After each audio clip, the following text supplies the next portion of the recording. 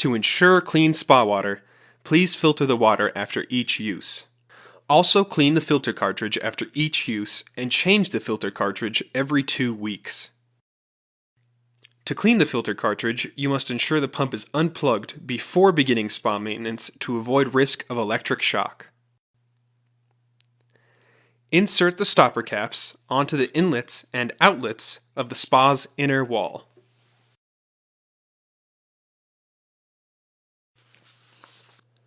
Open the filter canister lid and take out the filter cartridge.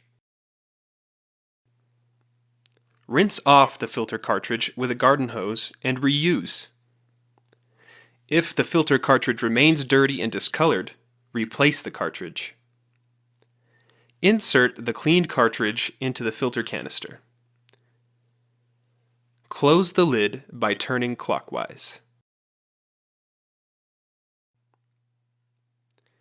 If you have any questions about using our product, please visit our website at www.firstspa.usa.com.